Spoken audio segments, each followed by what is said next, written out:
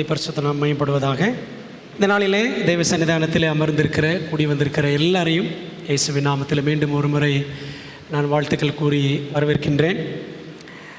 இந்த ஓய்வு நாளிலே லவோதிக்கேயாவுக்கு கிறிஸ்துவின் அன்பு கடிதம், கிரைஸ்ட்ஸ் லவ் லெட்டர் டு லவோடிசியா என்ற தலைப்பின் கீழே நாம் படித்து கொண்டிருக்கிறோம். போன வாரம் படிக்க ஆரம்பித்தோம். இன்றைக்கு இந்த செய்தியில் 2வது பாகத்தை நாம் படிக்க போகின்றோம்.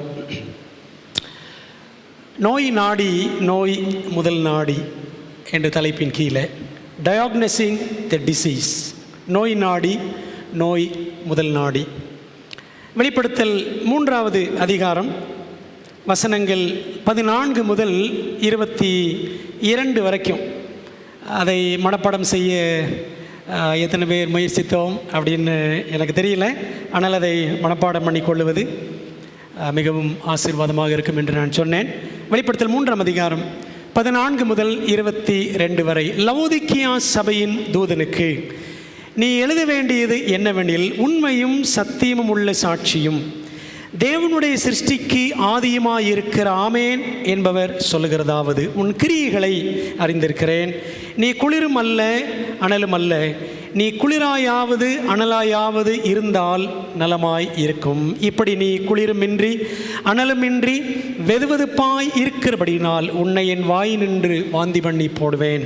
நீ நிர்பாக்கியம் உள்ளவனும் பரிதபிக்கப்படத்தக்கவனும் தரித்திரனும் குருடனும் நிர்வாணியுமாய் இருக்கிறதை அறியாமல் நான் ஐஸ்வர்யவான் என்றும் திரவிய சம்பன்னன் என்றும் எனக்கு ஒரு குறைவும் இல்லை என்றும் சொல்லுகிறபடியால் நான் நீ ஐஸ்வர்யவனாகும்படிக்கு நெருப்பிலே புடமிடப்பட்ட பொன்னையும் உன் நிர்வாணமாகிய அவலட்சணம் தோன்றாதபடிக்கு நீ உடுத்தி கொள்வதற்கு வெண்வஸ்திரங்களையும் என்னிடத்திலே வாங்கி கொள்ளவும், நீ பார்வை அடையும்படிக்கு உன் கண்களுக்கு களிக்கம் போடவும் வேண்டுமென்று உனக்கு ஆலோசனை சொல்லுகிறேன். நான் நேசிக்கிறவர்கள் எவர்களோ அவர்களை கடிந்து கொண்டு சிட்சிக்கிறேன். ஆகையால் நீ ஜாக்கிரதையாய் இருந்து மனம் திரும்பு. இதோ வாசற்படியில் நின்று தட்டுகிறேன். ஒருவன் என் சத்தத்தை கேட்டு கதவை திறந்தால் அவனிடத்தில் நான் பிரவேசித்து அவனோடே போஜனம் பண்ணுவேன், அவனும் என்னோடே போஜனம் பண்ணுவான். நான் ஜெயங்கொண்டு என் பிதாவினுடைய சிங்காசனத்தில் அவரோடே கூட உட்கார்ந்தது போல ஜெயங்கொள்ளுகிறவன் எவனோ அவனும் என்னுடைய சிங்காசனத்தில் என்னோடே கூட உட்காரும்படிக்கு அருள் செய்வேன். ஆவியானவர் சபைகளுக்கு சொல்லுகிறதை காது உள்ளவன் கேட்க கடவன் என்று எழுது என்றார். வெளிப்படுத்தல் 2, 3ஆம் அதிகாரங்களில் உள்ள 7 சபைகளுக்கான இயேசுவின் கடிதங்கள் 2000 ஆண்டுகள் பழமையானவை. ஆனாலும் இன்றும் அத்தியாவசியமானவை அந்த 7 கடிதங்களும். இந்த கடிதங்களை 3 கோணங்களில் நாம் பார்க்க வேண்டும். முதலாவது எப்படி என்றால், நடைமுறை பார்வை, பிராக்டிக்கல் பெர்ஸ்பெக்டிவ். இந்த ஒவ்வொரு சபைக்கும் ஆண்டவர் எழுதின கடிதம் நிஜமான பிரச்சனைகள் கொண்ட நிஜமான சபைகளுக்கு எழுதப்பட்ட நிஜமான கடிதங்கள். லவோதிக்கேயா அப்படின்னு ஒரு ஊர் இருந்துச்சு, அங்கே சில பிரச்சனைகள் இருந்துச்சு. இன்றைக்கி அதான் படிக்க போகிறோம். ஆகவே ஏதோ கற்பனையாக எழுதப்பட்ட அல்லது எதிர்காலத்துக்காக மட்டும் எழுதப்பட்ட கடிதங்கள் அல்ல. இது நடைமுறை பார்வை. 2வது தீர்க்க தரிசன பார்வை, ப்ராஃபட்டிக் பெர்ஸ்பெக்டிவ். சபை சரித்திரத்தில் சபை கடந்து வந்த வெவ்வேறு படிநிலைகளை இந்த கடிதங்கள் வர்ணிக்கின்றன. இந்த 7 கடிதங்களுமே. இவற்றில் 7ஆம் சபையானது, லவோதிக்கேயா சபையானது, நியாய தீர்ப்பின் ஆரம்ப காலம் முதல் 2ஆம் வருகை வரைக்குமான கடைசி காலகட்டத்தின் சபையை குறிக்கிறது. சரிங்களா? இதை எப்படி நம்ம சொல்லுகிறோம் நியாய தீர்ப்பின் காலத்து சபை அப்படின்னு? லவோதிக்கேயா என்பது ஒரு கிரேக்க சொல், லவோடிசியா. 2 கிரேக்க வார்த்தைகளின் கூட்டுச்சொல், லயோஸ் அல்லது லவோஸ். லவோஸ் என்றால் ஜனங்கள் அப்படின்னு அர்த்தம். இப்போ சொல்கிறாங்களே லே பீப்புள் அப்படின்றாங்க பார்த்தீங்க. லே அப்படின்னா பீப்புள் ஆக்சுவலாக. லவோஸ் என்றால் ஜனங்கள். டிகாயோஸ் என்றால் நியாய தீர்ப்பு அப்படின்னு அர்த்தம். நியாயந்தீர்த்தல். அப்போ ரெண்டையும் ஒன்றா சேர்த்தோம்னா ஜனங்களின் நியாய தீர்ப்பு என்று பொருள். இது எப்பொழுது ஆரம்பித்தது நமக்கு தெரியும். 2340 தீர்க்க தரிசனத்தின் அடிப்படையில் 1844 ஆண்டிலே நியாய தீர்ப்பு ஆரம்பித்தது. அந்த நியாய தீர்ப்பின் காலத்து சபைதான் இந்த கடைசி சபை. கிருபையின் கால முடிவுக்கு முன்னான சபையே லவோதிக்கேயா சபை ஆகும். ஆகவே லவோதிக்கேயாவை எப்படி படிக்கணும்? 7 சபைகள் படிக்கும் பொழுதும் இது தீர்க்க தரிசன பார்வையோடு படிக்க வேண்டிய பாடம். 3,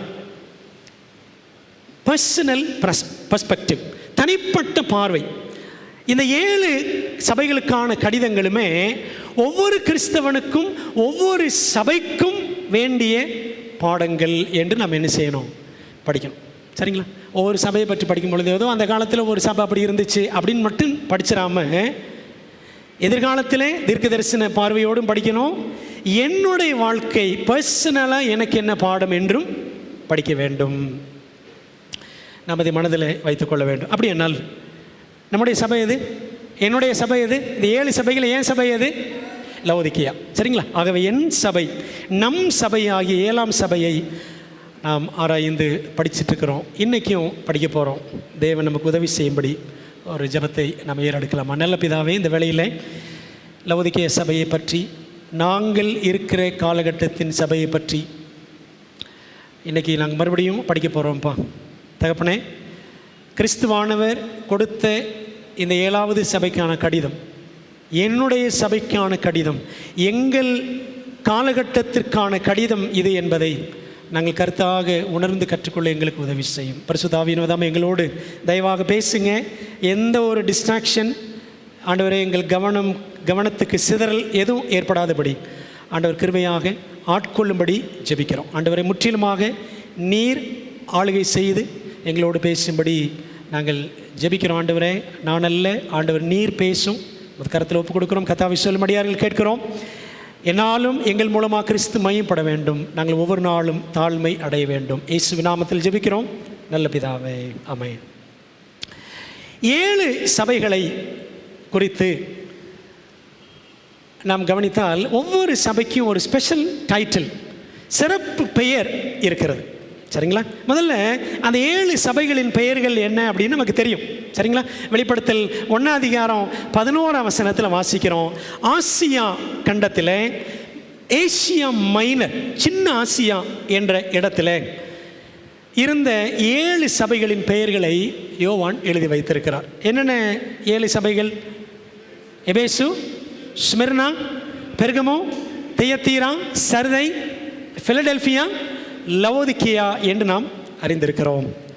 இது பைபிளில் இருக்கிற பெயர். ஆனால் ஒவ்வொன்றுக்கும் இருக்கிற சிறப்பு பெயர், ஸ்பெஷல் நேம் என்ன அப்படின்னு பார்த்தீங்கன்னா பாருங்களேன். எபேசு, அதுக்கு என்ன பெயர் சொல்கிறாங்கன்னா, த லவ்லெஸ் சர்ச், ஆதி அன்பை இழந்த சபை. ஆண்டவர் சொன்னார்ல, நீ ஆதியில் கொண்டிருந்த அன்பை விட்டாய். ஆதி அன்பை இழந்த சபை, 1ஆம் நூற்றாண்டு சபை. 2வது ஸ்மிர்னா, த பெர்சிக்யூட்டட் சர்ச், துன்புறுத்தப்பட்ட சபை. 2-3ஆம் நூற்றாண்டுகள் இருந்த சபை. அங்கே படிக்கிறோம்ல, நீ மரணம் பரிந்து உண்மையாயிரு, உனக்கு ஜீவகிரீடத்தை தர வேண்டும். 3வது பெர்கமோ சபை, த காம்ப்ரமைசிங் சர்ச், சமரசமாகும் சபை. 4-5ஆம் நூற்றாண்டுகளில் இருந்த சபை, சமரசமாகும் சபை. சபை உலகத்தை கல்யாணம் பண்ணிக்கிச்சு. சரிங்களா? சரி. 4வது தியத்தீரா, த கரப்ட் சர்ச், சீர்கெட்ட சபை. எப்போ அப்படின்னு பார்த்தீங்கன்னா, இந்த 2 காலம், 6ஆம் நூற்றாண்டிலிருந்து கிட்டத்தட்ட 13ஆம் நூற்றாண்டு வரைக்கும். வணிகம் 13 வரும், 1790 கிட்ட வரும். சரிங்களா? 16-17ஆம் நூற்றாண்டு வரைக்கும் வரும் தியத்தீரா. அதுக்கப்புறம் சர்தை, த டெட் சர்ச், செத்த சபை. மார்ட்டின் லூத்தர் காலத்து சபை அப்படின்னு சொல்லுவாங்க. த டெட் சர்ச், செத்த சபை. இது 5. 6வது பிலடெல்பியா, த சர்ப்ரைஸ் சர்ச், ஆச்சரியமான சபை. அதாவது நம்முடைய முன்னோடிகள் காலகட்டத்து சபை, 17-18ஆம் நூற்றாண்டுகளில் இருந்த சபை, ஆச்சரியமான சபை. ஊழியம் உலகமெங்கும் பரவின காலகட்டத்து சபை. 7வது லவோதிக்கேயா சபை. என்ன சொல்கிறாங்க தெரியுமா? The sick church, the sick and sleeping church. வியாதி பிடித்த சபைன்னு சொல்கிறாங்க, இன்னொன்று தூங்குகிற சபை அப்படின்னு சொல்கிறாங்க. சரிங்களா? அதை நான் சேர்க்கலை, நீங்கள் அதை சேர்த்துக்கணும். The sick church and the sleeping church. பிரியமானவர்களே, அப்போது 7வது சபை என்ன சபையா? நோய் பிடிச்ச சபை. நம்முடைய காலகட்டத்து சபை இப்படி வர்ணிக்கப்படுகிறது. இந்த வர்ணனை எங்கேருந்து சொல்கிறாங்க? பைபிள் அடிப்படையில் தான் சொல்கிறாங்க. இந்த 7வது சபை பற்றி நான் படிக்கும்பொழுது, லவோதிக்கேயா சபை பற்றி படிக்கிறதுக்கு முன்னாடி அந்த வசனத்தில், வெளிப்படுத்தல் 3 14 22 வசனங்கள், இந்த வசனங்கள் 5 பகுதிகளாக பிரிக்கப்படுகிறது. லவோதிக்கேயா தூது எப்படி பிரிக்கிறாங்க அப்படின்னா, முதலாவது தூது அளிப்பவர், வெளிப்படுத்தல் 3 14 15, டெலிவரர் ஆஃப் த மெசேஜ். ரெண்டாவது நோய் கண்டறிதல், டயாக்னோசிஸ் ஆஃப் த டிசீஸ், வெளிப்படுத்தல் 3 15 16 15 17 வசனங்கள். மூணாவது நோய்க்கான பரிகாரம், ரெமெடி ஃபார் த டிசீஸ், என்ன நோய், அந்த நோய்க்கு பரிகாரம் என்ன, 3:18 வாசிக்கிறோம். நாலாவது தூதுக்கான காரணம், ஆண்டவர் ஏன் இந்த தூதை கொடுக்குறார், the reason for the message, வெளிப்படுத்தல் 3:19-20 வாசிக்கிறோம். சரி. ஐந்தாவது கீழ்ப்படிவோருக்கான ஆசீர்வாதம், ரிவார்ட் ஃபார் தி ஒபீடியன்ட், 3:21. யார் கீழ்ப்படுகிறாங்களோ, யார் ஜெயங்கொள்ளுகிறார்களோ அவங்களுக்கு தேவன் கொடுக்கிற ஆசீர்வாதம் அப்படின்னு இந்த லவோதிக்கேயா தூதை 5 பகுதிகளை என்ன செய்கிறாங்க, பிரித்து நாம் பார்க்கலாம். இதில் நாம் அந்த முதல் 2 பாயிண்ட் தான் இன்றைக்கி படிக்க போகிறோம். சரிங்களா? தூது அளிப்பவர், ரெண்டாவது நோய் கண்டறிதல், அந்த 2 மட்டும்தான் நாம் இன்றைக்கு படிக்க இருக்கிறோம். லவோதிக்கேயாவுக்கான தூது அளிப்பவர், வெளிப்படுத்தல் 3:14 படித்தோன்னா என்ன சொல்லியிருக்கு தூது அளிக்கிறவர் குறித்து அப்படின்னா, வசனம் பாருங்கள். லவோதிக்கேயா சபையின் தூதனுக்கு நீ எழுத வேண்டியது என்னவெனில், உண்மையும் சத்தியமும் உள்ள சாட்சியும் தேவனுடைய சிருஷ்டிக்கு ஆதியுமாயிருக்கிற ஆமேன் என்பவர் சொல்லுகிறதாவது என்று நம்ம இங்கே வாசிக்கிறோம். 7 சபைகளுக்குமே இயேசு தம்மை அந்தந்த சபைக்கு ஏற்றார் போல அந்த கடிதத்தில் அறிமுகம் செய்கிறார். இப்போ நம்ம ஒரு லெட்டர் எப்படி எழுதுவோம், அதெல்லாம் அந்த காலம் இப்போ யாரெல்லாம் லெட்டர்லாம் எழுதுறதே கிடையாது, சரிதானே? ஆனால் எப்படி எழுதியிருக்கிறோம், அன்புள்ள அம்மாவுக்கு உங்கள் பிரியமான செல்ல மகன் அப்படின்னு எழுதுவோம். பார்த்தீங்களா? ஒரு கடிதத்துக்கும் அப்படி தான் எழுதுவோம். அதே போல தான் கிறிஸ்துவும் இந்த கடிதத்தை எழுதுகிறார். இந்த கடிதத்தில் லவோதிக்கேயா சபைக்கு 3 நாமங்களை கிறிஸ்து வெளிப்படுத்துகிறார். சரிங்களா? என்னென்ன நாமங்கள் ஒவ்வொன்றா பார்ப்போம். ஏன்னா அதுக்கும் அந்த சபைக்கும் அந்த காலகட்டத்துக்கும் சம்பந்தம், நமக்கும் சம்பந்தம் இருக்கிறது. முதலாவது என்ன சொல்கிறாரு, உண்மையும் சத்தியமும் உள்ள சாட்சி அப்படின்னு படிக்கிறோம். உண்மை இல்லாத இந்த காலத்தில் நமது நிலைமையை உண்மையாக சொல்லுகிறவர் யாரு? இரட்சகராகிய இயேசு கிறிஸ்து ஒருவர் மட்டுமே. தேவனுடைய குணத்தை பரிபூர்ணமாய் வெளிக்காட்டினவர் அவர் ஒருவரே. அவரது பிரதிநிதி தான் இந்த உலகத்தில் யாரு? சபை, சரிதானே? சபை அவருடைய பிரதிநிதி. கிறிஸ்து பிதாவின் குணத்தை பரிபூர்ணமாக வெளிக்காட்டினாரு. அதே போல சபை என்ன செய்யணும்? தேவனுடைய குணத்தை வெளிக்காட்டணும். அவரது பிரதிநிதியாகிய சபை அதில் தவறும் போது, தேவ குணத்தை காட்டுவதில் தவறும் பொழுது, அதை கொஞ்சம் கூட மிகைப்படுத்தாமல் உள்ளதை உள்ளபடி அவர் தெரியப்படுத்துகிறவர். கிறிஸ்து நம் நிலைமையை தெரியப்படுத்துகிறவர் என்பதற்காகவே வெளிப்படுத்தல 3 தடவை அவர் இப்படி சித்தரிக்கப்பட்டுள்ளார். எப்படி? உண்மையும் சத்தியம் உள்ள சாட்சி என்று. எங்கெங்கே இருக்குது பாருங்களேன். வெளிப்படுத்தல் 1:5 ஒரு முறை படிக்கிறோம், உண்மையுள்ள சாட்சியும். சரிங்களா? ரெண்டாவது எங்கே படிக்கிறோம்? 3:14 உண்மையும் சத்தியம் உள்ள சாட்சியும், 3:14. அது மாதிரி வெளிப்படுத்தல் 19:11 பாருங்கள். அதன் மேல் அந்த வெள்ளை குதிரையின் மேல் ஏறி இருந்தவர் உண்மையும் சத்தியமும் உள்ளவர் எண்ணப்பட்டவர். எத்தனை தடவை? 3 தடவை இருக்குங்க. அவர் உண்மையும் சத்தியமும் உள்ளவர். அப்போ லவோதிக்கேயா நிலைமையை உண்மையாக சொல்கிறவர் யார்? கர்த்தராகிய இயேசு கிறிஸ்து. அப்போ என் நிலைமையை அவர் நன்றாக, அப்போ பாருங்களேன், என் உண்மை நிலை எனக்கே தெரியாது, ஆனால் என் நிலைமை யாருக்கு தெரியும்? இயேசுக்கு மட்டுமே தெரியும். அதனால தான் அவர் உண்மையும் சத்தியம் உள்ள சாட்சி. என்று அவர் வெளிப்படுத்துகிறார். ரெண்டாவது அவர் எப்படி தன்னை குறித்து தெரியப்படுத்துகிறார் என்றால், தேவனுடைய சிருஷ்டிக்கு ஆதியாய் இருக்கிறவர், the beginning of the creation of God. என்ன அர்த்தம்?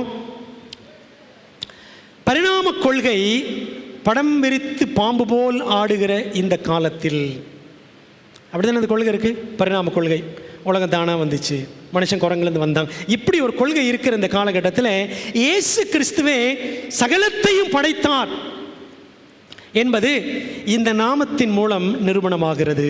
தேவனுடைய சிருஷ்டிக்கு ஆதியாய் இருக்கிறவர், ஆரம்பமாய் இருக்கிறவர். இன்றைக்கி சபைகளில் இருக்கிற நிறைய சபைகளில் இருக்கிற ஒரு நம்பிக்கை என்ன அப்படின்னா, பிதா முதலில் கிறிஸ்துவை படைத்தார், அப்புறம் கிறிஸ்து என்ன பண்ணார், அவர் எல்லாத்தையும் படைச்சார். அப்படியா பைபிள் சொல்லுது? பிதா முதல்ல கிறிஸ்துவை படைச்சார், அப்புறம் கிறிஸ்து எல்லாத்தையும் படைச்சார். அப்படியா இருக்குது பைபிளில்? இல்லை, இது ஒரு தவறான உபதேசம். இந்த உபதேசம் என்ன செய்யும் அப்படின்னா, இயேசுவை ஒரு சர்வசாதாரண நபராக, நம்மை போலவே நம்மள மாதிரி அவரும் படைக்கப்பட்டவர் தான் என்று நினைப்பதற்கு தூண்டக்கூடிய ஒரு தப்பான உபதேசம். இதான் பொதுவாக யார் நம்புகிறாங்கன்னா, ஜெகோவா விட்னஸ் சபையில் நம்புகிறாங்க, இன்னும் சில சபைகளையும் நம்புகிறாங்க. சரி, ஆனால் ஒரு காரியத்தை நல்லா புரிஞ்சுக்கணும். ஏன் அவங்க அப்படி சொல்கிறாங்கன்னா, தேவனுடைய சிருஷ்டிக்கு ஆதியாக இருக்கிற அவர் தான் பிதா முதல்ல படைச்சார், வசனம் அப்படி தான் சொல்லுதுன்னு சொல்லுவாங்க. அப்படி கிடையாது. பாருங்களேன், ஆதி, பிகினிங், அதுக்கு என்ன கிரேக்க வார்த்தை என்றால் ஆர்கே என்ற வார்த்தை. அதுக்கு என்ன அர்த்தம்னா, பிரதானமானவர், சீஃப், அதிபதி, ரூலர், ஆரம்ப கர்த்தா, பிகினர் என்று அர்த்தம். The beginner of the creation of God. என்ன அர்த்தம்? எல்லா சிருஷ்டிகளையும் ஆரம்பித்தவர். புரியுது உங்களுக்கு? ஆரம்ப கர்த்தா அவர்தான் என்ற அர்த்தத்தில் தான் அவர் தம்மை அங்கே வெளிப்படுத்துகிறார். அப்படித்தானே யோவான் 1:1-3 வரைக்கும் வாசிக்கிறோம். என்ன வாசிக்கிறோம்? சகலமும் அவர் மூலமாய் உண்டாயிற்று, உண்டானது ஒன்றும் அவராலே அல்லாமல் உண்டாகவில்லை, எல்லாமே கிறிஸ்து மூலமாகத்தான் உண்டாயிற்று. கிறிஸ்து தேவனோடு இருந்தார், அவர் தேவனாய் இருந்தார், அவர் தேவன். பிதா, குமாரன், ஆவியானவர் எல்லாமே ஈக்குவல், சமநிலை உடைய தெய்வம். சரிங்களா? அதனால தான் தேவனுடைய சிருஷ்டிக்கு ஆதி அப்படின்னு அவர் தம்மை வெளிப்படுத்துகிறார். எப்படி அவர் தம்மை வெளிப்படுத்துகிறார்? ஆமேன் அப்படின்னு வாசிக்கிறோம். தேவனுடைய சிருஷ்டிக்கு ஆதியமாக இருக்கிற ஆமேன் என்பவர் சொல்லுகிறதாவது, முழு வேதாகமத்திலும் ஒரே ஒரு இடத்துல மட்டுமே ஆமேன் என்பது ஒரு பெயராக கொடுக்கப்பட்டுள்ளது. சரிங்களா? அதுவும் யாருக்கு? கிறிஸ்துவுக்கு மாத்திரமே பயன்படுத்தப்பட்டுள்ளது அப்படின்னு நான் பார்க்குறோம். நம்ம ஒவ்வொரு ஜெபத்திலையும் எப்படி முடிப்போம்? ஆமேன் முடிப்போம். அப்படி தானே? ஆமேன் என்றால் என்ன அர்த்தம்? அப்படியே ஆக கடவது அப்படின்னு நம்ம அறிந்திருக்கிறோம். நாம் காலத்தின் முடிவில் இருக்கிறோம் என்று காட்டவே, கடைசி சபை லவோதிக்கேயா காலத்தின் முடிவில் இருக்கிறோம் அப்படின்னு காட்டுறதுக்கு அவர் தம்மை ஆமேன் என்று அறிமுகம் செய்கிறார். ஏசை 65:16 பாருங்களேன். அதனாலே பூமியிலே தன்னை ஆசீர்வதிக்கிறவன் சத்திய தேவனுக்குள் தன்னை ஆசீர்வதிப்பான், பூமியிலே ஆணையிடுகிறவன் சத்திய தேவன் பெயரில் ஆணையிடுவான் அப்படின்னு வாசிக்கிறோம். சத்திய தேவன், இது எப்படி இருக்குன்னா, ஆங்கிலத்தில் காட் ஆஃப் ட்ரூத் அப்படின்னு இருக்கும். மூல பாஷையில் எப்படி இருக்குன்னா, அந்த ட்ரூத், சத்தியம்ன்ற இடத்துல ஆமேன் அப்படின்னு இருக்கு. சரிங்களா? மூல பாஷையில் த காட் ஆஃப் ஆமேன் அப்படி தான் இருக்கு. ஆமேன் என்னும் தேவனுக்குள். அப்போது ஆமேன் என்ன அர்த்தம்? சத்தியம்னு அர்த்தம். ஆமேன் என்ற வார்த்தைக்கு ஒரு அர்த்தம் சத்தியம் என்று அர்த்தம். ஆதி முதல் அந்தம் வரை, ஆதி முதல் அந்தம் வரை நம்மை குறித்து அனைத்தையும் நன்கு அறிந்திருக்கிற நம் சிருஷ்டிகரான இயேசு கிறிஸ்து நம்மை குறித்து சொல்வதெல்லாம் சத்தியமே என்று உணர்த்தவே வெளிப்படுத்தல் 3:14 அவர் தம்மை ஆமன் என்று சொல்லுகிறார். பார்த்தீங்களா? ஒன்று என்ன பார்த்தோம்? உண்மையும் சத்தியம் உள்ள சாட்சி. ரெண்டாவது தேவனுடைய சிருஷ்டிக்கு ஆதி. மூணாவது என்ன? ஆமேன். அப்போ என்னை பற்றி, உங்களை பற்றி அவர் சொல்கிறதெல்லாம் உண்மை, சொல்வதெல்லாம் உண்மை, உண்மை தவிர வேறொன்றும் இல்லை என்பது போல வெளிப்படுத்தல் 3:14 ஆரம்பிக்கிறது. சரி, அப்போ அந்த தூது கொடுக்கிறவர் யாருன்னு பார்த்தோம். ரெண்டாவது, அந்த நோய், லவோதிக்கியாவினுடைய நோய் என்ன, நோய் கண்டறிதல். வெளிப்படுத்தல் 3ல் 15லிருந்து 17 வரைக்கும் நம்ம இதை வாசிக்க கேட்டோம். நம்ம இதை திரும்ப படிப்போம், சரிங்களா? இப்போ வாசிக்க வேண்டாம். திருக்குறளில் 948ஆம் குறள், நோய் நாடி நோய் முதல் நாடி அது தணிக்கும் வாய் நாடி வாய்ப்பச் செயல். அதான் இன்றைக்கி தலைப்பாக எடுத்திருக்கோம். நோய் நாடி நோய் முதல் நாடி. என்ன அர்த்தம் அப்படின்னா, நோய் இன்னதென்று ஆராய்ந்து நோயின் காரணம் ஆராய்ந்து, முதல்ல நோய் என்னன்னு தெரிஞ்சுக்கணும், அதுக்கான காரணம் என்ன அப்படின்னு ஆராயணும். பிறகு அதை தணிக்கும், அதை தீர்க்கும் வழியையும் ஆராய்ந்து உடலுக்கு பொருந்தும்படியாக ஒரு மருத்துவர் மருத்துவம் செய்ய வேண்டும். அதான் அந்த குறளின் அர்த்தம், சரிங்களா?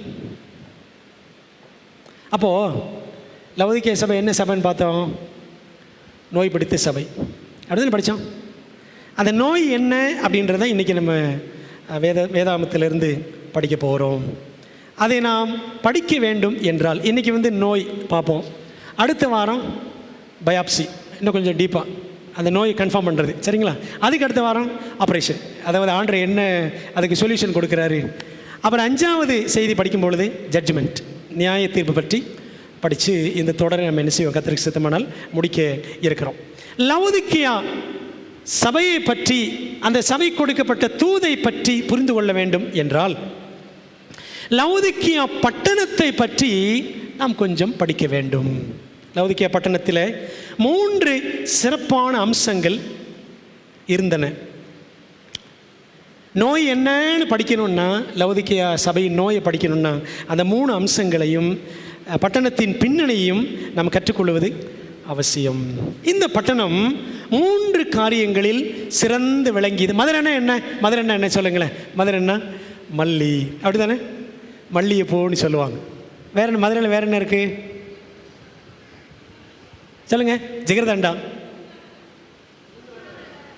தூங்கா நகரம் அப்படின்வாங்க, சரிங்களா? வேற ஜிகர்தண்டா அப்படின்வாங்க. பார்த்தீங்களா? இப்போ ஊருக்கு ஒரு பொருள் இருக்குது. திண்டுக்கல்லாம் போட்டு, சாத்தூர்னா சேவு, கோயில்பட்டினா கடல மிட்டாய், திருநெல்வேலி அல்வா, அப்படி இப்படின்னு ஒவ்வொரு ஊருக்கும் ஒன்று இருக்குது. அதே போல் லவோதிக்கேயா என்றால் அங்கே 3 இருந்துச்சுங்க. 3 முக்கியமான விஷயங்கள். 1, ஐஸ்வர்ய பெருக்கம் அங்கே இருந்தது. ஐஸ்வர்ய பெருக்கமும் அதனால் உண்டான பிரச்சனை சுய நிறைவு. இந்த ஊரில் லவோதிக்கேயாவில், இந்த லவோதிக்கேயா எங்கே இருந்துச்சுன்னா, நீங்கள் இங்கே பார்க்குற படங்கள் எல்லாமே அங்கே இருக்கிற நிலைமையை காட்டக்கூடிய உண்மையான பிக்சர்ஸ். லைக்கஸ் பள்ளத்தாக்கு, துருக்கி மாகாணத்தில் லைக்கஸ் வேலி என்ற ஒரு வேலி, பள்ளத்தாக்கு. அந்த பள்ளத்தாக்கில் லவோதிக்கேயா பட்டணம் இருந்துச்சு. அது ஒரு பணம் பெருத்த பட்டணம், பணம் பெருத்த பட்டணம். 4 பெரிய சந்தைகள். அந்த காலத்தில் 2 மார்க்கெட் இருந்தாலே அது பெரிய ஊர். ஆனால் எத்தனை மார்க்கெட் இருந்துச்சா? 4 பெரிய சந்தைகள், 4500 கடைகள், வங்கி பரிவர்த்தனைகள், தங்க நாணய விநியோகம், கோல்டு காயின் டிஸ்ட்ரிபியூஷன், இப்படி எல்லாம் இந்த பணப்புழக்கம் நிறைந்து காணப்பட்ட ரோமாபுரி நகரங்களில் இது ஒரு முக்கியமான ரிச்சஸ்ட் சிட்டி, நல்ல பணம் பெருத்த ஒரு நகரம் லவோதிக்கேயா அப்படின்னு சொல்லி சரித்திரம் சொல்லுகிறது. ஃபினான்ஷியல் சென்டர் அப்படின்னு இதை சொல்கிறாங்க. அங்கே ஒரு ஸ்டேடியம், இங்கே பார்க்குறீங்க பார்த்தீங்களா, ஒரு ஸ்டேடியம், 65,000 பேர் உட்காரக்கூடிய ஒரு ஸ்டேடியமும் அங்கே இருந்துச்சு. கிபி 60ஆம் ஆண்டில் ஒரு பயங்கரமான பூகம்பம் அங்கே ஏற்பட்டது. அதில் லவோதிக்கேயா பெருமளவில் பாதிப்படைந்தது. அப்போது ரோமாபுரி அரசாங்கம், நாங்கள் என்ன செய்கிறோம், இந்த பட்டணத்தை நாங்கள் திரும்ப எடுத்து கட்டுகிறோம் அப்படின்னு முன் வந்தார்கள். அப்படி முன் வந்தப்போ இந்த லவோதிக்கேயா நகரத்தார், சிட்டியில் இருக்கிற எல்லாரும் சொன்னாங்களாம், எங்களுக்கு யாருடைய உதவியும் தேவை கிடையாது, நாங்கள் என்ன செய்வோம், எங்கள் ஊரை நாங்களே கட்டிக்குவோம், எங்களுக்கு எல்லா வசதியும் இருக்கிறது, பேரரசின் உதவி எங்களுக்கு தேவையில்லை என்று ரோம அரசாங்கத்தின் உதவியை மறுத்து என்ன பண்ணாங்களாம், தாங்களே அந்த பட்டணத்தை திரும்ப டெவலப் பண்ணி கட்டினாங்களாம். ஜப்பான் மாதிரி. ஜப்பானுக்கு பாருங்களேன், அடிக்கடி ஏதாவது சுனாமி அப்படி வந்துக்கிட்டே இருக்கும். ஆனால் அவன் டெவலப் ஆகி கட்டிக்கிட்டே தான் இருப்பான். பார்த்துருக்கீங்களா?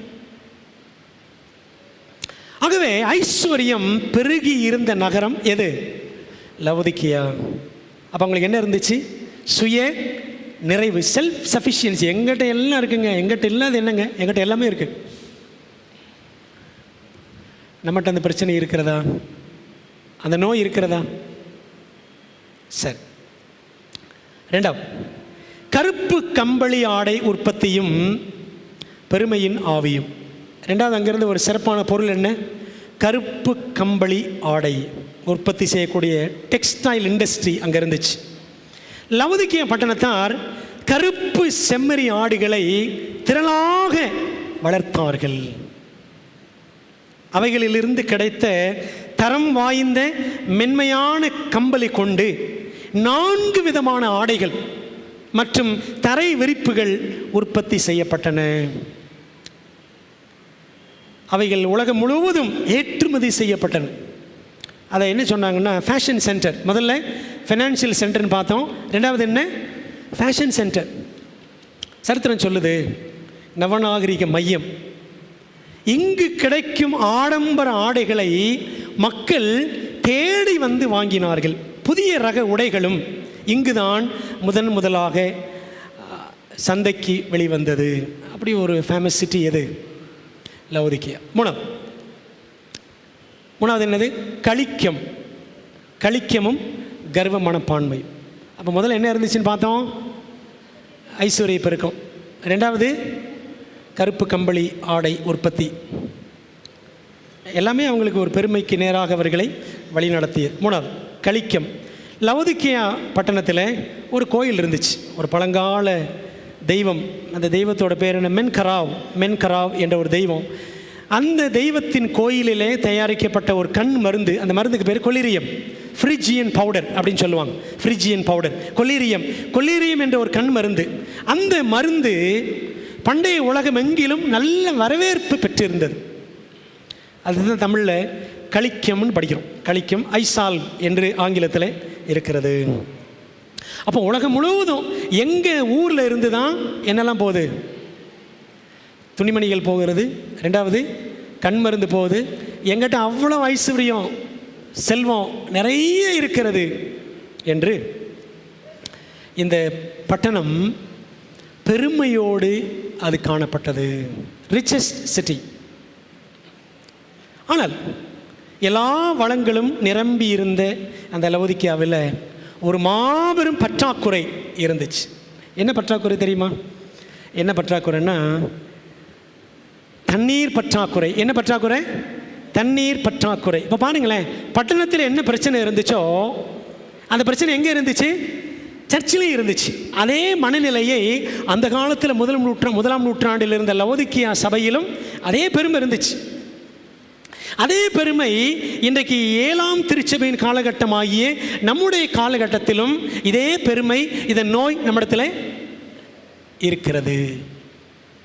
பட்டணத்தாரின் நிலைமைதான் அப்படியே திருச்சபையிலும் ஆவிக்குரிய ரீதியாக வெளிப்படுத்தல் 3:17 படிக்கிறோம்ல, நான் ஐஸ்வர்யவான் என்றும் திரவிய சம்பன்னன் என்றும் எனக்கு ஒரு குறைவும் இல்லை என்றும் நீ சொல்லுகிறபடியால் அப்படின்னு படிக்கிறோம். அப்போது அந்த ஊரில் இருந்த பிரச்சனை, அது அந்த சபையில் இருந்த பிரச்சனை.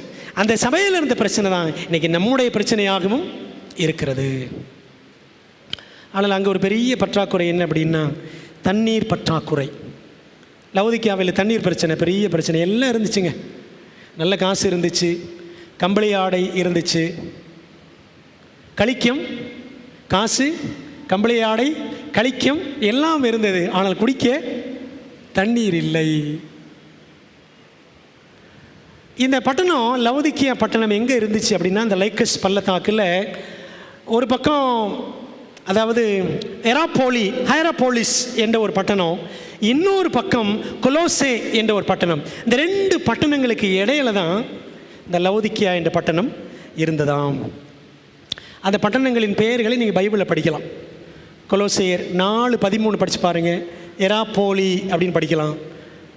கொலோசியர் 1:2 படித்தீங்கன்னா 1, 2 வசனத்தில் கொலோசிய பட்டணம். இந்த 2 நகரங்களுக்கு இடையில தான் இந்த லவோதிக்கியா இருந்துச்சு.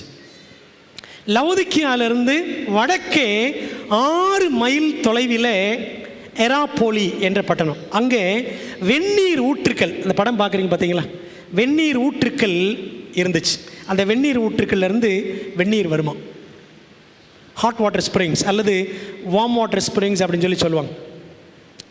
சரிங்களா? இது எராப்போலியிலேருந்து வந்துச்சு, ஹைராப்போலிஸிலேருந்து ஹாட் வாட்டர். அதே போல் கிழக்கே, லவோதிக்கியாவை கிழக்கே ஒரு 10 மைல் தொலைவில் கொலோசே பட்டணம், அங்கே இருக்கக்கூடிய பனிமலைகள், ஸ்னோ மவுண்டன்ஸ், அங்கேருந்து தண்ணீர் உருகி குளிர்ந்த தண்ணீர் எங்கே வந்துச்சான், லவோதிக்கியாவுக்கு வந்துச்சு. சரிங்களா? எராப்போலியிலேருந்து வெந்நீர், கொலோசையிலேருந்து குளிர்ந்த நீர். எப்படி கொண்டு வந்தாங்கன்னா கல் குழாய்கள். உலகத்திலேயே அந்த காலத்தில் லவோதிக்கியாவில் தான் இந்த ஆக்வடாக்ட்ஸ், கல் குழாய்கள் அமைத்து தண்ணீரை அந்த ஊருக்கு கொண்டு வரக்கூடிய சிஸ்டம் அந்த காலத்தில் அங்கே தான் அப்படி வச்சுருந்தாங்க. உலகத்திலேயே அங்கே தான் அது அறிமுகப்படுத்தப்பட்டிருந்தது. இந்த எராப்போலியின் அந்த ஹாட் வாட்டர் ஸ்ப்ரிங்ஸ், வெந்நீர் ஊற்றுக்கள்லேருந்து வரக்கூடிய அந்த வெந்நீரில் நிறைய மினரல்ஸ், தாது உப்புக்கள் நிறைந்திருந்தது. அதில் குளித்தால் உடலுக்கு நல்லதுன்னு நிறைய மக்கள் அங்கே வருவாங்களாம் எராப்போலிக்கு. அதை தேடி எகிப்தின் பேரழகி கிளியோபாட்ராவும் மார்க் ஆண்டனியும் அங்கே வந்ததாக சரித்திரம் சொல்லுகிறது. சரிங்களா? அப்போது இந்த ஊர் ஒரு சிறப்பான ஊர் லவோதிக்கியா.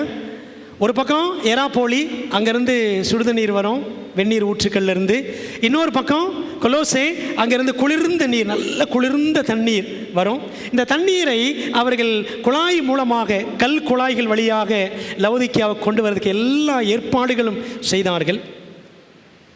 ஆனாலும் தண்ணீர் இப்படி ஒரு 6 மைல்கள், இன்னொரு பக்கம் ஒரு 10 மைல்கள் அப்படி ஓடி வரும் பார்த்தீங்களா. ஒரு பக்கம் சுடுதண்ணி வரும், இன்னொரு பக்கம் குளிர்ந்த நீர் வரும். இந்த தண்ணீரை எடுத்து இந்த லவோதிக்கிய மக்கள் தாகம் தீர்க்கலாம் அப்படின்னு அவங்களுக்கு குடிக்கும் பொழுது ஒரு பலத்த ஏமாற்றம். அந்த தண்ணீரை வாயில் ஊற்றின உடனே எப்படி இருக்குமா, வாந்தி எடுக்கிற மாதிரி, கொமட்டல் வர்ற மாதிரி இருக்குமா. தண்ணீர் என்ன ஆயிடுச்சு, அந்த மாதிரி வெதுவெதுப்பும் ஆயிருமா, கொமட்டல் உண்டு பண்ணக்கூடிய அளவுக்கு இந்த தண்ணீர், அந்த 2 தண்ணீருமே, குளிர்ந்த நீரும் சுடுநீரும் ரெண்டுமே குடிப்பதற்கு ஒவ்வாத சுவையற்ற வெதுவெதுப்பான நீராக அது மாறியது அப்படின்னு வாசிக்கிறோம். விளங்குது உங்களுக்கு? அங்கேருந்து பிரச்சனை ஆண்டு எப்படி சொல்கிறாரு, அனலாயிரு, குளிராயிரு, நீ வெதுவெதுப்பா இருக்காத.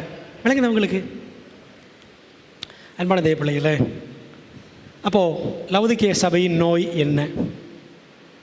லவோதிக்கியா தன்னை பார்க்கும் விதத்தை காட்டிலும் கிறிஸ்து அதை வித்தியாசமாக பார்க்கிறார். லவோதிக்கியாவில் என்ன பிரச்சனை? எல்லாம் இருந்துச்சு, காசு இருந்தது, கம்பளி ஆடை இருந்தது, கழிக்கம் இருந்தது, குடிக்கிறதுக்கு தண்ணி இல்லை. நம்மிடத்துலையும் அப்படிதான் சத்தியங்கள் எல்லாம் இருக்கிறது, நமக்கு தெரியாத உபதேசமா இந்த சபை தாங்க, எங்கள் சபை உலகம் முழுசு இருக்குங்க அப்படின்னு சொல்லுவோம்ல. உலகம் பூரா எங்கள் சர்ச் இருக்குது, எங்களுக்கு இருக்கிற சத்தியங்கள் எவ்வளவு அருமையான சத்தியங்கள் அப்படின்னு நம்ம சொல்லலாம். உலகம் முழுசு எத்தனை பள்ளிக்கூடம் இருக்குது, அத்தனை காலேஜ் இருக்குது, இத்தனை போதகர்கள் இருக்கிறார், இத்தனை சபைகள், எவ்வளோ விசுவாசிகள், அப்படி இப்படிலாம் நம்ம நிறைய கணக்கு வழக்கெல்லாம் சொல்லுவோம். ஆனால் என்ன இல்லை, தண்ணி இல்லை. தண்ணின்னு என்னது? பைபிளில் பரிசுத்த ஆவியானவர், அப்படி தானே? ஏசாயா 44:3 படிக்கிறோம்ல, தண்ணீர் என்பது பரிசுத்த ஆவி. எல்லாம் இருக்கிறது, ஆனால் என்ன இல்லை? ஆவியானவர் இல்லாத ஒரு சபையாக நாம் இருக்கிறோமா? நம்ம யோசித்து பார்க்க வேண்டும். லவோதிக்கியா சொல்லுகிறது, என்ன சொல்லுகிறது? நான் பாக்கியவான் என்றும், அப்படிதானே? எனக்கு ஒரு குறையும் இல்லை. ஆண்டவர் சொல்றாரு, கிறிஸ்து சொல்றாரு, நீ நிர்பாக்கியம் உள்ளவன், ரெச்சட். லவோதிக்கியா சொல்லுகிறது, நான் ஐஸ்வர்யவான், திரவிய சம்பன்னன். ஆனால் கிறிஸ்து சொல்றாரு, நீ தரித்திரன் அப்படின்றார். லவோதிக்கியா சொல்லுகிறது, நான் மகிழ்ச்சியா இருக்கிறேன். கிறிஸ்து சொல்லுகிறார் லவோதிக்கியா பார்த்து, நீ பரிதபிக்கப்படத்தக்கவன், மிசரபிள். லவோதிக்கியா தன்னை பார்த்து சொல்லுகிறது, நான் ஆடம்பரமாக உடுத்தி இருக்கிறேன். கிறிஸ்து சொல்லுகிறார், நீ நிர்வாணி. லவோதிக்கியா சொல்லுகிறது, நான் நன்றாக பார்க்கிறேன். ஆண்டவர் நீ குருடை அப்படின்றார். புரியுதுங்களா? லவோதிக்கியா தன்னை பார்க்கிற பார்வை வேறு, ஆனால் லவோதிக்கியாவை கிறிஸ்து பார்க்கிற பார்வை வேறு. பிரியமான தேவ பிள்ளைகளே, வெளிப்படுத்தல் 3:17 லவோதிக்கியா பற்றி எத்தனை காரியங்கள் பார்த்தோம்? 5 காரியங்கள். சரிதானே? 5 காரியங்கள். என்னென்ன? நிர்வாக்கியம் உள்ளவன், தரித்திரன், பிரதிபலிக்கப்படத்தக்கவன், நிர்வாணி, குருடன். 5 காரியம். இந்த 5 என்பது பைபிளில் number 5 stands for lacking spirit, குறைவுள்ள ஆவி. பாருங்களேன், 5 அப்பங்கள். இந்த 5 அப்பம் எப்படிங்க எவ்வளோ பேருக்கு பத்தும்? குறைவு. புத்தி இல்லாத கன்னிகைகள் எத்தனை பேர்? 5 பேர். ஆபிரகாம் லோத்துவுக்காக யுத்தம் பண்ண போனப்போ 5 ராஜாக்களோடு என்ன செய்தார்? ஆபிரகாம் யுத்தம் பண்ணினார். சரிதானே? போய் ஜெயிச்சிட்டார். தோல்வியுற்ற சோதோம் குமாராவின் 5 ராஜாக்களுக்காக போய் ஆபிரகாம் யுத்தம் பண்ணினார். சமரியா ஸ்திரீக்கு கிறிஸ்து சொன்னார், உனக்கு 5 புருஷன் சொன்னார்ல. அதை ஆண்டவர் பெருமையாக சொல்லலை, அது அவளுடைய பாவம், பிரச்சனைன்னு சொன்னார். அப்போ 5 என்பது குறைபாட்டை குறிக்கிறது. அப்போ பாருங்களேன், லவோதிக்கியா சபை பற்றி சொல்லும் பொழுது ஆண்டவர் என்ன சொல்கிறாரு? 5 காரியம் சொல்கிறார். நம்முடைய நிலைமை அப்படி கிறிஸ்து அழகாக சுட்டி காட்டுகிறார் என்று நாம் பார்க்க வேண்டும். எலன் ஒயிட் அம்மையார் சொல்கிறாங்க பாருங்களேன், லவோதிக்கியா சபை பற்றி சொல்லும் பொழுது, the message of the true witness, அந்த சத்தியமுள்ள சாட்சி, the message of the true witness finds the people of God in a sad deception, yet honest in that deception. They know not that their condition is deplorable in the sight of God. Testimonies volume 3 பக்கம் 252 வாசிக்கிறோம். என்ன அர்த்தம்? அது தமிழில், உண்மையுள்ள சத்தியமுள்ள சாட்சியின் தூதானது தேவனுடைய ஜனத்தை மிகவும் மோசமான ஒரு வஞ்சகத்திலே காண்கிறது. ஆனாலும் தேவனுடைய ஜனங்கள் எப்படி இருக்காங்களாம்? அந்த வஞ்சகத்தில் ரொம்ப சின்சியராக இருக்காங்களாம். எட் ஹானஸ்ட் இன் த டிசெப்ஷன். நாங்கள் வஞ்சிக்கப்பட்டிருக்கிறோம்னு தெரியாமலேயே அந்த வஞ்சகத்தில் ரொம்ப ஸ்ட்ரெயிட் ஃபார்வர்டாக போயிட்டுருக்கிறோம். குருடே அப்படின்னு தெரியல, நான் காண்கிறேன், எனக்கு எல்லாம் தெரியும், சத்தியம் எனக்கு என்ன தெரியாது. தரித்திரன் அப்படின்றார் ஆண்டவர், ஐ எம் ரிச், நான் பணக்காரன், எனக்கு எவ்வளோ சத்தியம் தெரியும், பைபிள் எனக்கு நல்லா தெரியும். Knowledge of the Bible, knowledge of the doctrines will not save us. உபதேசங்களை குறித்த அறிவினால் ஒருவர் ரட்சிக்கப்பட போவதே கிடையாது. பாருங்களா, அப்போது we are in a sad deception yet honest in that deception. அவர்களுக்கு தெரியல தேவனுடைய பார்வையில் நம்முடைய நிலைமை எவ்வளோ பரிதாபகரமாக இருக்கிறது என்பதை அவர்கள் அறியாமல் இருக்கிறார்கள் அப்படின்னு எலன் ஒயிட் அம்மையார் எழுதுகிறாங்க. நாம் நம்மை எப்போதும் எப்படி தான் பார்ப்போம்? நாம் நம்மை நல்லா தான் பார்ப்போம். என்னை பற்றி நான் குறைய பார்ப்பேன்னா? என்னை பற்றி நான் குறைய பார்க்கவே மாட்டேன். எனக்கு என்ன, நான் நல்லா தானே இருக்கிறேன். இயேசு என்னை பார்க்கிறபடி நான் என்னையே பார்க்க பழக வேண்டும். வெளிப்படுத்தல் 3:17 அது 15, 16, 17 அந்த 3 வசனங்களில் தான் ஆண்டவர் இயேசு கிறிஸ்து லவோதிக்கியாவின் நோயை பற்றி பேசுகிறார். அந்த 3:17 வசனத்தில் பாருங்களேன், 2 வார்த்தைகள் நம் உண்மை நிலையை தத்ரூபமாக காட்டுகிறது. என்னென்ன வார்த்தைகள்? அறியாமல், இன்னொன்று சொல்லுகிறபடியால்.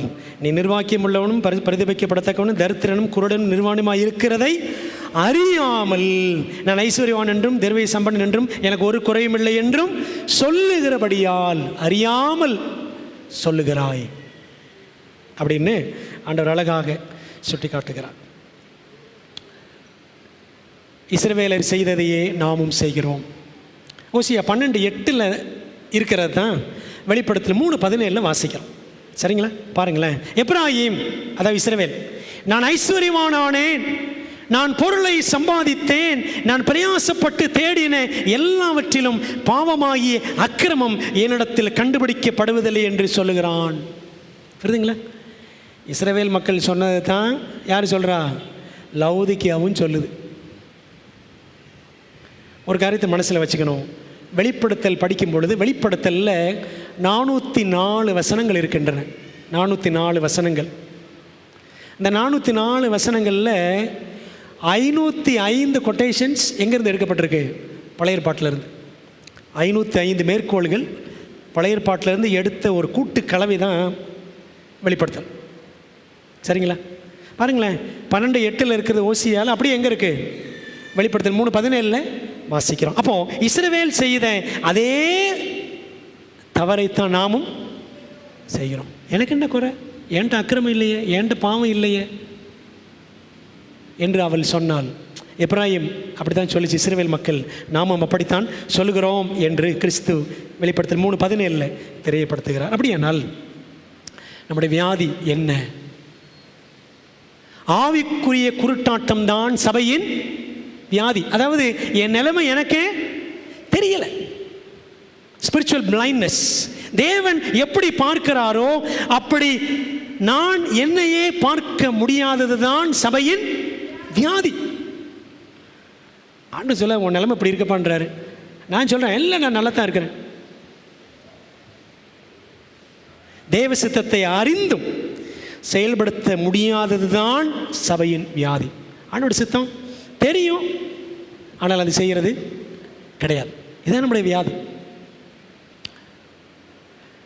நான் எல்லாவற்றிலேயும் சரியாக இருக்கிறேன் என்று நினைத்து கொண்டு எல்லாவற்றிலும் குறை உள்ளதாய் இருப்பது தான் சபையின் வியாதி. புரியுதா உங்களுக்கு?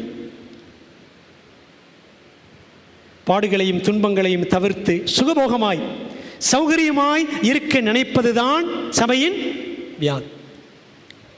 பிரச்சனையும் வரக்கூடாது, நல்லா இருக்கணும், சந்தோஷமாக இருக்கணும், கடவுள் எப்பொழுதும் நீ ஆசீர்வதிச்சுட்டே இருக்கணும் என்று சௌகரியமான ஒரு சுகபோகமான ஒரு வாழ்க்கை வாழ நினைப்பது தான் சபையினுடைய வியாதி.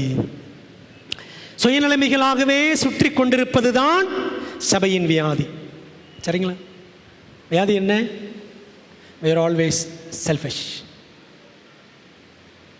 சுயநலமாகவே சுற்றிட்டு இருக்கிறோம். இந்த வசனம் இவருக்கு பொருந்தும், அந்த வசனம் அவருக்கு பொருந்தும் என்று எண்ணி அந்த வசனத்தை, கேட்கிற வசனத்தை, வாசிக்கிற வசனத்தை என்னோடு தன்னோடு பொருத்தி பார்க்க முடியாதது தான் சபையின் வியாதி. பாஸ் நல்லா சொன்னார், அவருக்கு தான் நல்லா சொன்னார், இவருக்கு தான் நல்லா சொன்னார். எனக்கு சொன்னாருன்னு என்னைக்கு நினைக்கிறோமோ அன்னைக்கு தான் வியாதி சரியா. எல்லாரிடத்திலும் அன்பு செலுத்த முடியாமல் நமக்கென்று ஒரு சிறு வட்டத்தை வகுத்துக் கொள்வதுதான் சபையின் வியாதி. எல்லாத்திட்டையும் பேசுதல், பழகுதல், அன்பு காட்டுதல் அப்படின்லாம் ஒரு சின்ன சர்க்கிள், நமக்குன்னு ஒரு வட்டத்தை போட்டுக்கிட்டு, நமக்குன்னு ஒரு ரவுண்டை கட்டிக்கிட்டு அதுக்குள்ளே இருக்கிறது. புரியுதா உங்களுக்கு? அதான் சபையினுடைய வியாதி. வேதத்தின் வெளிச்சத்தில் நடவாதிருப்பது தான் சபையின் வியாதி. வேதத்தின் வெளிச்சம் நல்லா தெரியும். தேவன் நமக்கு கட்டுத்தரக்கூடிய சத்திய வெளிச்சம், நமக்கு கிடைக்கிற சிலாக்கியம் மாதிரி. புரியுதா உங்களுக்கு? தேவன் எவ்வளோ அழகாக நம்ம கற்றுக் கொடுக்குறாரு. ஆனால் அந்த வெளிச்சத்தில் நடக்கிறோமா? அதான் நம்முடைய வியாதி. ஆவிக்குரிய அறிவையும் சத்தியத்தையும் அதிகமாக வைத்து கொண்டு அதை பிறருடன் பகிர்ந்து கொள்ளாமலும் பகிர்ந்து கொள்ள செல்லாமலும் இருப்பது தான் சபையை பிடித்திருக்கும் கொடிய வியாதி. அப்படி தானே? உள்ளே போட்டுக்கிட்டே இருக்கிறோம். உள்ளே போட்டு போட்டு போட்டு போட்டு ஏன்னா இந்த உடம்பு we become spiritually obese. நல்லா உள்ள நிறைய சாப்பாடு சாப்பிட்டு ஒரு அசைவும் இல்லை அப்படின்னா என்ன ஆகும்? உடம்பு பருமன் ஆயிரும். அதே போல் தான் ஆவிக்கு ரீதியாக அப்படி தான். நம்ம உள்ள சத்தியங்களை உள் வாங்கி வாங்கி வாங்கி வாங்கி வாங்கி வாங்கி அப்படியே ஃபிக்ஸட் டெபாசிட் மாதிரி வச்சுருந்தேன்னு வச்சுக்கோங்களேன். இது வெளியில் போகாமலே இருந்துச்சு அப்படின்னா we will become spiritually obese. ஆவிக்கு ரீதியாக பருமன். என்ன பருமன்? அதான் பெருமை. எங்களுக்கு எல்லாம் தெரியுங்க, எங்களுக்கு தெரியாது என்ன இருக்குது? இதெல்லாம் நமக்கு தெரியும், அதெல்லாம் நமக்கு தெரியும், அதெல்லாம் நமக்கு தெரிஞ்சது தானே, தெரிஞ்சதானேன்னு சொல்லித்தான் தெரிஞ்சதெல்லாம் செய்யாமலே இருக்கிறோம். அதான் சபையினுடைய வியாதி. பிரியமான தேவ பிள்ளைகளே, அதனால தான் ஆண்டு சொன்னார், நீ வெதுவெதுப்பாய் இருக்கிறாய். வெற்றி கொள்ள முடியாத வெதுவெதுப்பான நிலை. வெளிப்படுத்தல் 3 15-16 வசனங்கள் திரும்ப படிக்கலாமா? அதை படிச்சுட்டு அது என்ன அர்த்தம், ஏன் அப்படி ஆண்டவர் சொன்னார்னு நம்ம பார்க்க போகிறோம். 3:15-16. உன் கிரியைகளை அறிந்திருக்கிறேன், நீ குளிரும் அல்ல அனலும் அல்ல. நீ குளிராயாவது அனலாயாவது இருந்தால் நலமாக இருக்கும். ஆண்டு எப்படி எதிர்பார்க்குறாரு? குளிராயிரு அனலாயிரு. 16. இப்படி நீ குளிருமின்றி அனலுமின்றி, ரெண்டும் இல்லாமல் ஒரு நடுத்தரமான நிலை, வெதுவெதுப்பாக இருக்கிறபடியினால் உன்னை என் வாய் நின்று வாந்தி பண்ணி போடுவேன். அனலாயாவது குளிராயாவது இருந்தால் நலமாயிருக்கும் என்று இயேசு கூறுவதன் பொருள் என்ன என்று நாம் புரிந்திருக்கிறோமா? உங்களுக்கு நான் ஆரம்பத்தில் சொன்னேன் பார்த்தீங்களா, கொலோசையிலேருந்து என்ன வரும்? கொலோசையிலேருந்து கூல் வாட்டர், சரிங்களா? C for Colossae, Colossae for cold water. H for Hierapolis, ஹைரபாலிஸ்லேருந்து என்னது? ஹாட் வாட்டர், சரிங்களா? அப்படி ஞாபகம் வச்சுக்கோங்க. கொலோசையின் பனிமலைகளில் இருந்து வரும் மிகவும் குளிர்ந்த நீர், நல்லா ஃப்ரீசிங் கோல்டு, ரொம்ப கூலாக இருக்குமா அந்த தண்ணி, சரிங்களா? அந்த தண்ணீர் சுற்றுலா பயணிகளுக்கு புத்துணர் ஊட்டும் தன்மையை கொண்டிருந்தது. Refreshing quality. சம்மர் டைமில் தண்ணிக்குள்ளே போய் விழுந்தால் எப்படி இருக்கும்? ரெஃப்ரெஷிங்காக இருக்கும்ல, ரெஃப்ரெஷிங் குவாலிட்டி.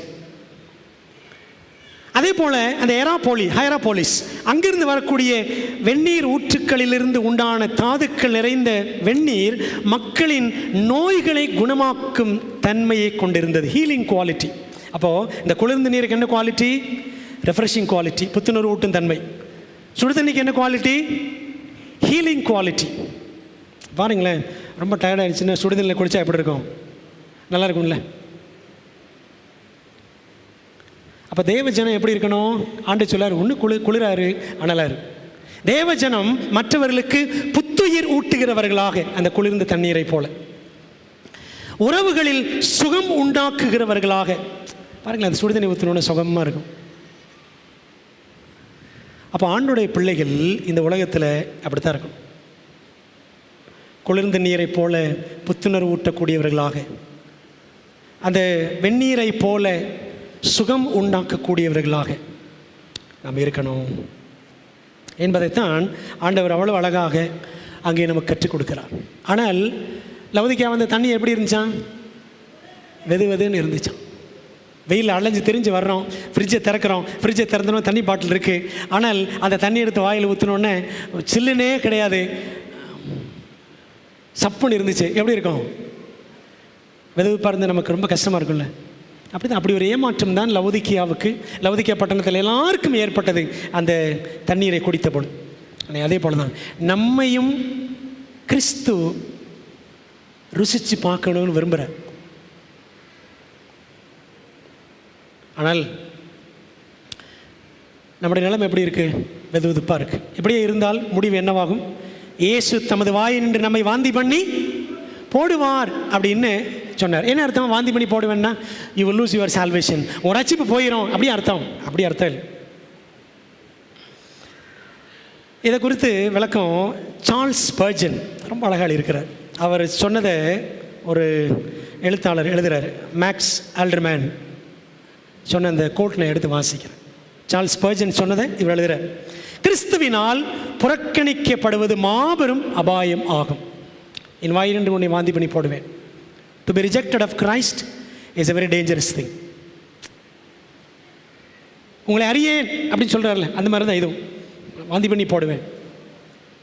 திருச்சபைகள் பல விதங்களில் கிறிஸ்துவின் வாயில் இருக்கின்றன. அப்போ சொல்கிறார்ல, என் வாயிலிருந்து உன்னை வாந்தி போடுவேன். அப்போ சபை எங்கே இருக்குது? அவரோட வாயில் இருக்குதுன்னு அர்த்தம். சபைகள் உலகத்துக்கு அவரது சாட்சியாக அவரால் பயன்படுத்தப்படுகின்றன. சபையாரின் ஜீவியம் மற்றும் ஊழியங்களின் மூலம் அவர் உலகத்தாரிடம் பேசுகிறார். நம்ம மூலமாக ஆண்டவர் பேசுகிறார்ல. தொடர்ந்து வாசிப்போம். தேவனுடைய கிருபையின் சுவிசேஷத்தில் மெய்யான வல்லமை உண்டு என்பதை உலகத்தார் காணவும் அறியவும் அவர் அவர்களை கொண்டு வல்லமையாக பேசுகிறார். நம்மை கொண்டு ஆண்டவர் உலகத்தாருக்கு பேசுகிறார். சத்தியங்களை நம்ம மூலமாக ஆண்டவர் பேசுகிறார். ஆனால் திருச்சபையானது குளிரும் இல்லாமல் அனலும் இல்லாமல் போகும்போது அவளை கொண்டு அவர் பேசுவதில்லை. அவள் அவருக்கு சாட்சியாக இருப்பதில்லை. கிறிஸ்துவின் வாய் நின்று வாந்தி பண்ணி போடப்படுவதை விட மரித்து போவது எனக்கு மிகவும் நலமாயிருக்கும் அப்படின்னு சார்ல்ஸ் ஸ்பர்ஜன் சொல்லியிருக்கிறார். அப்போது அவர் வாயில் இருக்கிறது என்ன அர்த்தம்? நாம் நல்ல சாட்சிகளாக அவருக்கென்று ஒன்று வாய் மூலமாக சாட்சி பகரணும், இல்லை வாழ்க்கையின் மூலமாக சாட்சி பகரணும். நம்முடைய வாழ்க்கை, சபையாரின் வாழ்க்கை பேசணும். உலகத்தார் மத்தியில் என்ன செய்யணும்? நம்முடைய வாழ்க்கை பேசணும். பேசுதா? அப்போ ஆண்டவர் என்ன சொல்றாரு? என் வாய் நின்று வாந்தி பண்ணி போடுவேன். பிரியமான தேவ பிள்ளைகளே, இயேசுவை பற்றி கூறுகிறோமா அல்லது இயேசுக்கு குமட்டல் உண்டாக்குகிறோமா? அந்த அந்த குமட்டல் வரக்கூடிய இந்த சென்சேஷன் இருக்குது பாருங்களேன், எப்படி இருக்கும்? அந்த பஸ்ஸில் போகும்பொழுது ஓ அப்படின்னா பக்கத்துக்குள்ளே ஓடி போயிடுவான், அப்படி தானே? அது ஒரு அந்த அந்த நாற்றம், அந்த குடலை பிரட்டுறது பயங்கரமான ஒரு அனுபவம். அப்படித்தான் லவுதிக்கியாவின் நிலைமையும் கிறிஸ்துவுக்கு இருக்கிறதோ? அன்பான தேவ பிள்ளைகளே, அனலும் இல்லாத குளிரும் இல்லாத கிறிஸ்தவர்கள் அரை மனமுள்ள கிறிஸ்தவர்கள், ஹாஃப் ஹார்ட்டட் கிறிஸ்டியன்ஸ். அப்படிப்பட்டவர்களுடைய கவனத்திற்கு ஆண்டவர் சொல்லக்கூடிய ஒரு அழகான ஒரு வாசகம் பாருங்கள். எலன் ஒயிட் அம்மையார் ரொம்ப அழகாக இருக்கிறாங்க. Spalding and Megan collection, page 260, 260 பக்கத்தில் ஒரு இடத்துல சொல்கிறாங்க, half hearted Christians R worse than infidels. For their deceptive words and non-committal position may lead many astray.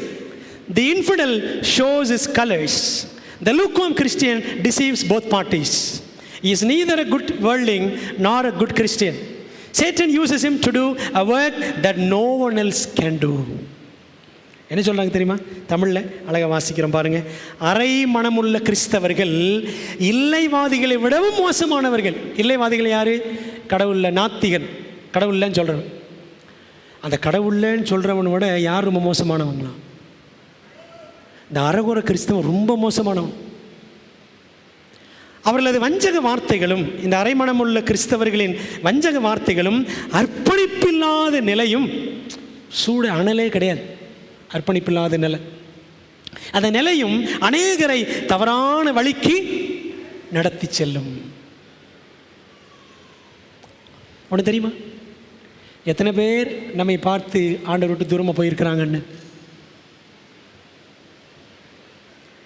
யாராவது இருக்காங்களா நம்மளை பார்த்து யாராவது சத்தியத்தை விட்டே வெளியே போயிட்டவங்க?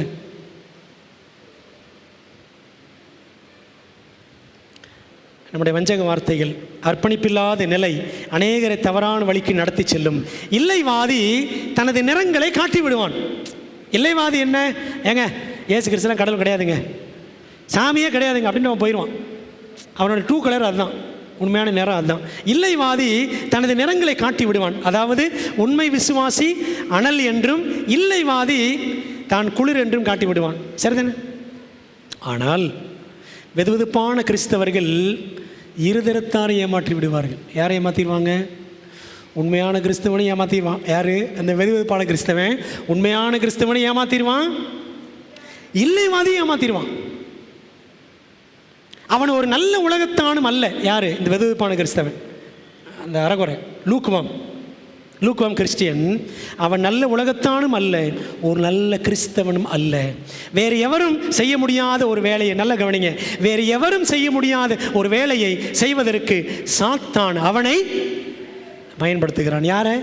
அந்த அரைமனமுள்ள கிறிஸ்தவனை. அப்போ யோசித்து பார்ப்போம், நாம் அரைமனமுள்ள கிறிஸ்தவர்களாக இருக்கிறோமா? அரைகுறை கிறிஸ்தவ வாழ்க்கை வாழ்ந்துட்டுருக்கிறோமா? பிரியமானவர்களே, 2 பேதுரு 3:5 அதான் சொல்லுது, தேவபக்தியின் வேஷத்தை தரித்து அதன் பலனை மறுதலிக்கிறவர்களாயும் இருப்பார்கள். அதாவது தேவபக்தியின் வேஷம், பக்தியாக இருக்க மாதிரி, நல்ல கிறிஸ்தவர்களாக எல்லாரையும் சொல்கிறேன். நம்ம நல்ல நல்ல கிறிஸ்தவர்கள் போல காமிக்கலாம். ஆனால் where is the power of Christianity? அந்த கிறிஸ்தவத்தினுடைய வல்லமை வாழ்க்கையில் வெளிப்படுகிறதா? வெளியில் கிறிஸ்தவன் காட்டுறது முக்கியமல்ல, நம்முடைய வாழ்க்கை பேசுகிறதா? கிறிஸ்தவர்கள் என்பதற்கான அந்த பவர் நம்முடைய வாழ்க்கையில் நம்முடைய செயல்கள் வழியாக தென்படுகிறதா? அதான் having the form of godliness but denying the power thereof. அப்படிப்பட்டவர்களை விட்டு நீ விலகு. அதாவது நம்ம அரைமனதோடு ஒரு கிறிஸ்தவ வாழ்க்கை வாழ்ந்துக்கிட்டு இருந்தோம்னா அது ஒரு வேஷமான கிறிஸ்தவ வாழ்க்கை என்பதை வேதம் நமக்கு தெரியப்படுத்துகிறது. ஒரு காரியத்தை சொல்லி நான் முடிச்சிடறேன். லவோதிக்கியா காலகட்டத்து திருச்சபையே, நீங்களும் நானும் இயேசுவிடம் ஒரு கால், உலகத்திடம் ஒரு கால் அப்படின்னு வச்சுக்கிறோமா? அங்கே ஒரு கால், இங்கே ஒரு கால், 2 போட்டில் கால் வச்சு ட்ராவல் பண்ண முடியுமா? அப்படி தான் நம்முடைய வாழ்க்கை போகிறதா என்பதை சற்று சிந்தித்து பார்ப்போம்.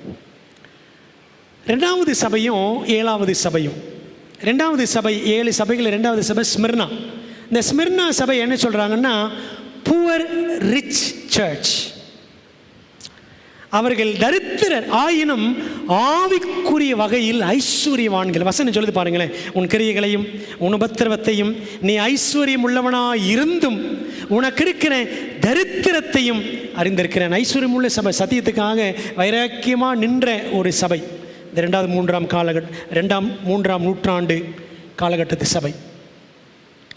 இரத்த சாட்சிகள் அநேகர் மரித்தார்கள் அந்த காலகட்டத்தில், ஸ்மிர்னா சபையின் காலத்தில். இப்போ சொல்கிற ஆண்டவர், உனக்கு நீ ஐஸ்வர்யம் உள்ளவன். எதில்? விசுவாசத்தில் ஐஸ்வர்யம் உள்ள சபை, ஆனாலும் உனக்கு இருக்கிற தரித்திரம். Poor rich church. they were very poor in their resources. அவங்களுக்கு வசதிகளும் கிடையாது, ஆனால் விசுவாசத்தில் அவ்வளவு ஐஸ்வர்யவான்களாக இருந்தார்கள் அப்படின்னு அந்த சபை ஆண்டவர் பாராட்டினார், வெளிப்படுத்தல் 2:9.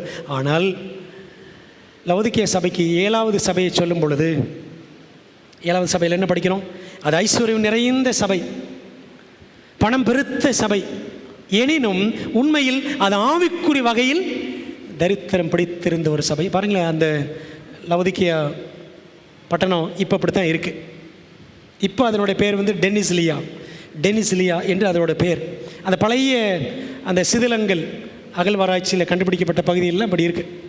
அந்த சுற்று மலை பகுதிகள், லைக்கஸ் வேலி, இதெல்லாம் பார்க்குறோம். எல்லாம் இருந்த ஒரு பட்டணம் லவோதிக்கியா பட்டணம், ஆனால் தண்ணீர் இல்லை. அதே போல தான் நம்ம இருக்கிற லவோதிக்கியா சபையின் காலகட்டம். நியாய தீர்ப்பு கிறிஸ்து நடத்தி கொண்டிருக்கிற இந்த சமயத்தில் நமக்கு எல்லாம் இருக்குது அப்படின்னு நம்ம நினைக்கலாம். ஆனால் இந்த சபைக்கு ஆண்டவர் சொல்கிறாரு, தரித்திரன். அதுக்கான கிரேக்க வார்த்தை ஓச்சோஸ் அப்படின்னு சொல்கிறாங்க. ஓச்சோஸ், மிகுந்த தரித்திரம், எக்ஸ்ட்ரீம் பாவர்ட்டி. நீ தரித்திரன் சொல்கிற இடத்துல நீ மிகுந்த தரித்திரன் அப்படின்னு ஒரிஜினலில் இருக்குது கிரேக்க பாஷையில். மிகுந்த தரித்திரன். இதான் நம்முடைய நிலைமை என்று கிறிஸ்து அந்த காதல் கடிதத்தில், புரியுதா உங்களுக்கு? கிரைஸ்ட் லவ் லெட்டர் 7 சபைகளுக்கும் அவர் எழுதின அந்த அன்பின் கடிதத்தில் நம்முடைய நிலைமையை உள்ளபடி கிறிஸ்து காண்பிக்கிறார். we are not a poor rich church but a rich poor church. Smyrna சபை தான் புவர் பட் ரிச், விசுவாசத்தில் ஐஸ்வர்யம் உள்ள சபையாக இருந்துச்சு. ஆனால் சொல்லிக்கிற மாதிரி வளங்கள் ஒன்றும் இல்லை. ஆனால் லவோதிக்கியா சபை வளங்கள் எல்லாம் நிரம்பி இருக்கிறது. ஆனால் என்ன இல்லை?